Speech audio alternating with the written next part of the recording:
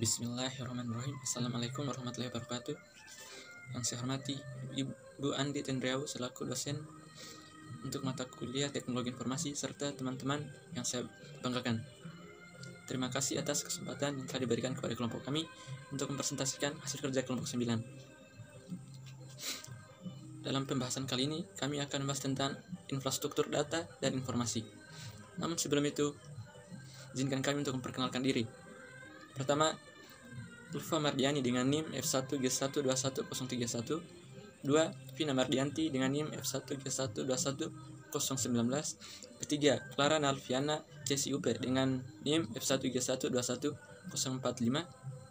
4. Siska Amalia Pratiwi Hanifa dengan NIM F1G121010.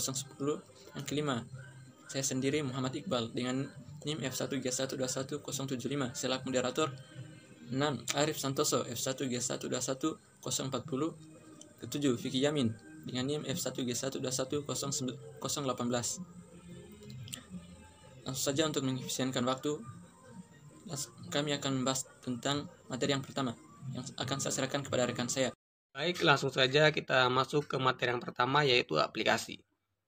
Aplikasi adalah perangkat lunak yang menggabungkan beberapa fitur tertentu dengan cara yang dapat diakses oleh pengguna. Ada jutaan aplikasi di App Store dan toko aplikasi Android yang menawarkan layanan aplikasi. Aplikasi sendiri adalah dasar dari ekonomi seluler.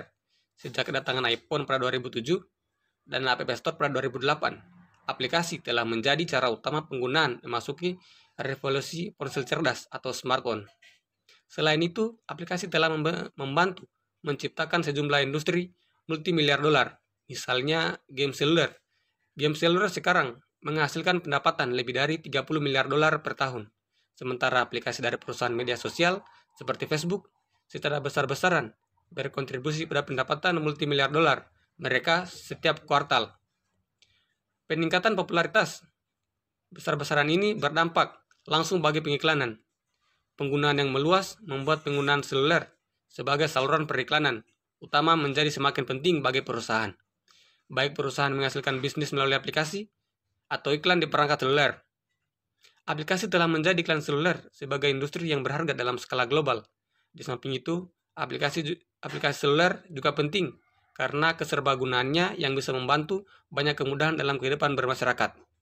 Sekian materi seputar aplikasi, selanjutnya saya kembalikan ke moderator. Moderator yang telah memberikan kesempatan kepada saya untuk menjelaskan tentang perkembangan internet. Internet pertama kali dibentuk pada tahun 1969 oleh proyek lembaga ARPA dengan nama APRANET (Advanced Research Project Agency Network) dari Departemen Pertahanan Amerika Serikat. Dengan tujuan awal dibentuknya APRANET adalah keperluan militer supaya data tidak tersentralisasi. Penggunaan istilah internet mulai digunakan pada tahun 1982 dengan total 1000 komputer yang tersambung. Semakin tahun komputer yang terhubung semakin banyak, hingga pada tahun 1986 diperkenalkan sistem yang mempunyai fungsi menyeragamkan pemberian nama domain yang dikenal dengan nama DNS, Domain Name System. Pada tahun 1990, tim Berners-Lee menemukan World Wide Web (WWW) yang bisa digunakan publik untuk mencari situs website. Dari tahun ke tahun perkembangan teknologi semakin pesat dan situs website pun semakin banyak. Saat ini tak hanya website, berbagai aplikasi semakin banyak dan memudahkan aktivitas digital kita, seperti aplikasi sosial media, Instagram, aplikasi berbagai video seperti YouTube, TikTok, ataupun aplikasi untuk belanja online seperti Tokopedia, Lazada, Shopee, dan lain sebagainya. Di Indonesia dimulai pada tanggal 24 Juni 1988. Pada tahun tersebut berdasarkan dari catatan Voice Arin APNIC Uninet Lab 1902-41-206-24. Protokol internet pertama dari Indonesia didaftarkan oleh Universitas Indonesia. Indonesia mulai merasakan internet pada tahun 1992 oleh beberapa orang yang tergabung dalam paguyuban network. Pada tahun 1994 berdiri Indonet sebagai IST komersial pertama Indonesia. Beberapa IST kemudian berdiri seperti Rednet pada tahun 1995, Wasantara Network pada tahun 1996, Indosatnet pada tahun 1996, dan Telkomnet pada tahun 1998. Merekalah pengguna internet di Indonesia digunakan dengan merebaknya Warnet pada tahun 1996 yang memudahkan masyarakat Indonesia yang tidak mempunyai perangkat komputer untuk menyewa komputer dengan fasilitas internet dengan biaya per jam. Itulah sejarah singkat perkembangan internet di Indonesia sampai sekarang. Perkembangan teknologi semakin pesat, tinggal kita yang memanfaatkannya untuk hal-hal yang bermanfaat. Sekian dan terima kasih, saya kembalikan kepada moderator. Baik, di sini saya akan melanjutkan materi dari teman saya, B. Internet dan generasinya. Teknologi jaringan wireless yang biasa kita dengar yaitu 1G, 2G, 3G, 4G, dan 5G. Yang pertama harus diketahui adalah huruf G, yang berarti generasi. Jika kita mendengar orang berbicara mengenai 4G, itu artinya sedang membicarakan mengenai jaringan wireless berbasis pada teknologi jaringan generasi. Internet memiliki 5 generasi. Yang pertama yaitu 1G, generasi pertama. Pada tahun 1984 diperkenalkan di mana sinyal jaringan analog dengan menggunakan frekuensi division multiple access atau VDMA. Generasi 1G merupakan telepon nirkabel yang hanya digunakan untuk suara. Yang kedua, 2G atau generasi kedua. Pada tahun 1980 mulai dikembangkan teknologi generasi baru, 2G, dan diperkenalkan pada tahun 1991 di Finlandia. Teknologi 2G memungkinkan pengguna untuk mengirim dan menerima pesan teks dan pesan multimedia atau MMS. 3G, generasi ketiga. Pada tahun 1990 sampai 2002 dikembangkan teknologi jaringan nirkabel. Generasi ketiga yang memiliki fungsi sangat berbeda, seperti memungkinkan penggunaan layanan data secara simultan pada tingkat yang lebih tinggi. 3G memiliki dukungan layanan multimedia dan streaming yang lebih populer. Yang keempat, 4G atau generasi keempat, dikembangkan dari tahun 2000 sampai 2010. 4G adalah teknologi yang canggih dan mutakhir yang tersedia saat ini. Generasi 4G adalah versi perbaikan dari 3G. Teknologi 4G tersedia dalam 2 jenis, yaitu WiMAX atau Worldwide Interoperability untuk akses gelombang mikro, dan LTE atau Long Term Evolution. Yang kelima, 5G atau generasi kelima. Generasi kelima memberikan kecepatan yang sangat tinggi kepada konsumen. Ini juga memberikan penggunaan bandwidth yang tersedia secara efisien sebagaimana telah terlihat melalui pengembangan pada setiap teknologi baru. Mungkin itu saja dari saya. Sekian dan terima kasih. Baiklah, saya akan melanjutkan penjelasan dari teman saya, yaitu cyberspace.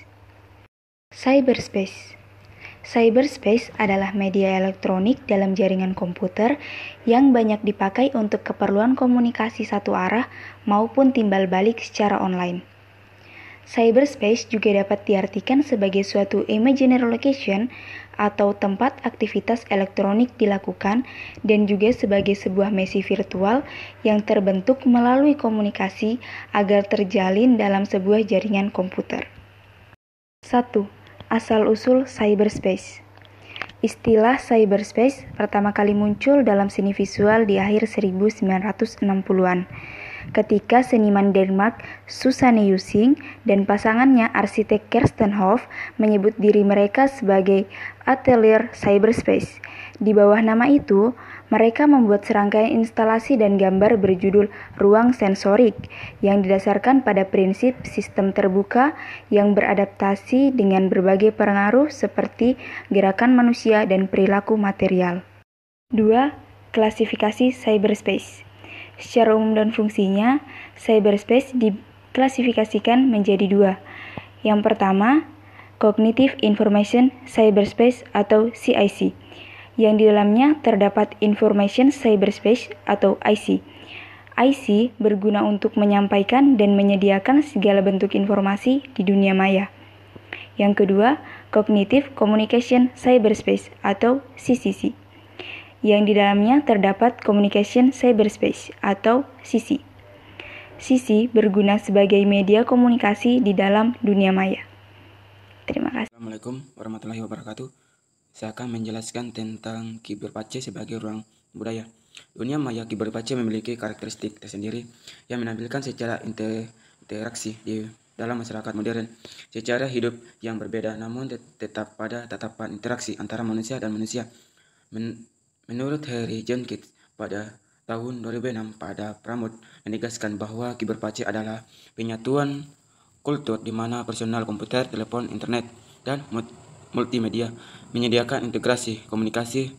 Penyatuan tidak sebatas penyatuan password, desain dasar, program, perangkat teknologi, namun juga variasi fungsi di mana hiburan dan informasi. Penyatuan menjadi infotainment dan hiburan serta pendidikan. Penyatuan menjadi edutainment.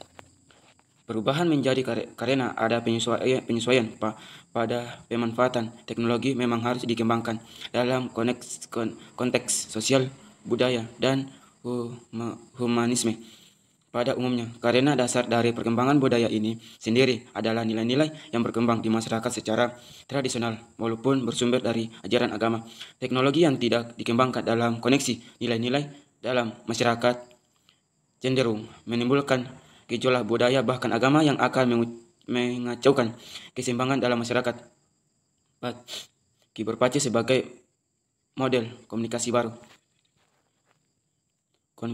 Konvergensi teknologi media massa adalah hasil dari proses adaptasi panjang dari sumber yang evolusioner dari setiap momen bersejarah. Dengan demikian, media baru menjadi perpanjang dari bersejarah. Dengan demikian, media baru menjadi perpanjangan dari media tradisional dalam kiberpace dunia maya yang memungkinkan untuk menegaskan informasi publik di berbagai perangkat digital. Teknologi baru juga membuat untuk menghubungkan orang-orang yang berbeda di luar negeri, di luar ruang virtual. Itulah hasil presentasi saya. Materi selanjutnya dibawakan oleh rekan saya. Sekian dan terima kasih. Setelah di sini saya akan melanjutkan penjelasan dari teman saya mengenai manfaat dari cyberspace. Yang pertama, menghubungkan orang dengan komputer. Contohnya, remote connection untuk pengecekan terhadap sekian banyak server yang tersebar di beberapa tempat. Yang kedua, menghubungkan komputer dengan komputer. Contohnya, remote connection terhadap tiap PC yang terhubung dengan jaringan LAN di network tertentu. Yang ketiga, menghubungkan orang dengan bank. Contohnya adalah internet banking. Yang keempat, menghubungkan orang dengan orang. Contohnya adalah email.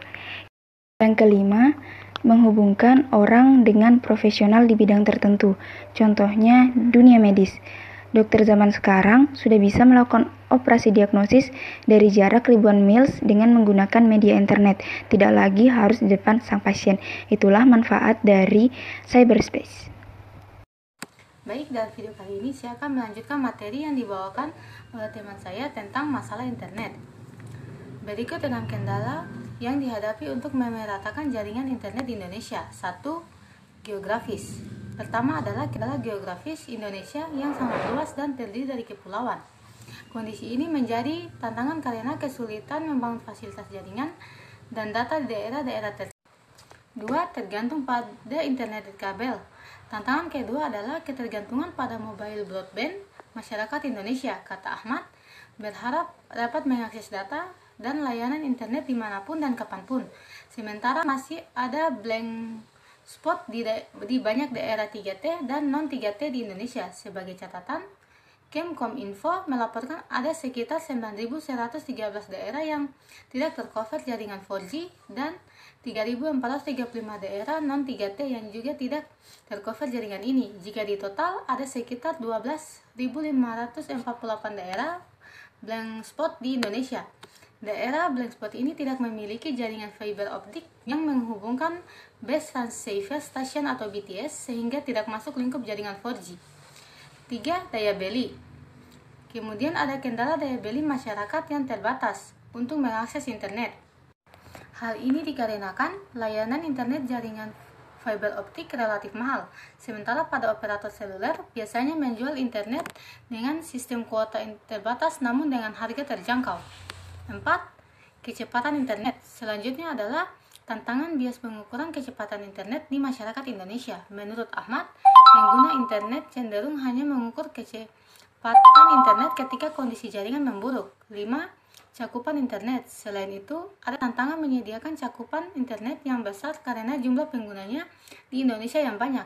Karenanya, penyelenggara telekomunikasi harus menyediakan kapasitas internet yang besar untuk mendukung permintaan akses internet yang besar.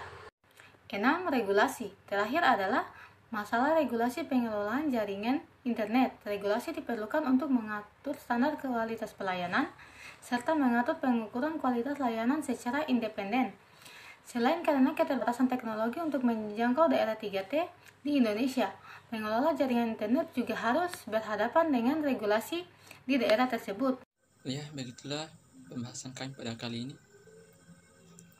Dan dari pembahasan tadi dapat disimpulkan bahwa aplikasi adalah perangkat lunak yang menggabungkan beberapa fitur tertentu dengan cara yang dapat diakses oleh pengguna. Ada jutaan aplikasi di App Store dan toko aplikasi Android yang menawarkan layanan aplikasi. Aplikasi sendiri adalah dasar dari ekonomi seluler selain itu, aplikasi telah membantu menciptakan sejumlah industri multimiliar dolar. Seiring perkembangan zaman, internet semakin maju dan berkembang. Walaupun begitu, internet juga masih memiliki kekurangan dan masalah saat penggunaannya. Teknologi jaringan wireless yang bisa kita dengar yaitu 1G, 2G, 3G, 4G, dan 5G. Yang pertama harus diketahui adalah huruf G, yang berarti generasi. Jadi ketika mendengar orang berbicara mengenai jaringan 4G, itu artinya sedang membicarakan mengenai jaringan wireless berbasis pada teknologi jaringan generasi keempat. Cyberspace memudahkan untuk melakukan komunikasi maupun timbal balik online, dan juga dapat menghubungkan peralatan komunikasi yang tersebar di seluruh penjuru dunia secara interaktif. Masalah internet yang terjadi adalah masalah geografis, nirkabel, internet, daya beli, kecepatan internet, cakupan internet, dan regulasi. Jadi itulah kesimpulan yang dapat diambil dari pembahasan materi kali ini. Lebih dan kurangnya mohon dimaafkan. Akhir kata, wassalamualaikum warahmatullahi wabarakatuh.